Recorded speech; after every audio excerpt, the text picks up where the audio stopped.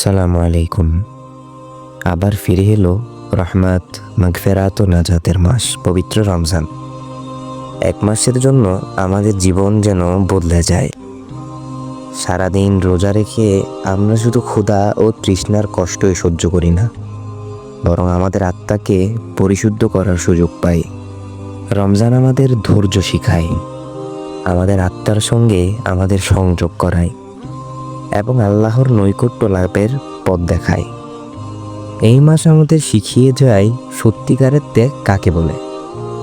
আমরা যখন ক্ষুধার্ত থাকি তখন বুঝতে পারি সেই মানুষগুলোর কষ্ট, যাদের প্রতিদিনের খাবারের নিশ্চয়তা নেই।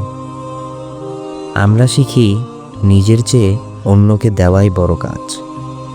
রাসূলুল্লাহ সাল্লাল্লাহু আলাইহি ওয়াসাল্লাম বলেছেন, যে ব্যক্তি রোজাদারকে ইফতার করায় সে রোজাদারের সমান সওয়াব লাভ করে। তাই আসুন, শুধু নিজের জন্য নয়, বরং আশেপাশের মানুষদের জন্য কিছু করি। গরিব দুঃখীদের সাহায্য করি, তাদের মুখে হাসি ফোটাই। রমজান শুধু উপবাসের মাস নয়, এটি পরিবর্তনের মাস। আল্লাহ আমাদের ক্ষমা করার সুযোগ দিয়েছেন। এখন আমাদের দায়িত্ব গুনাহ থেকে ফিরে আসা, মিথ্যা ও অন্যায় কাজ থেকে বিরত থাকা এবং পরিশুদ্ধ জীবন গঠন করা।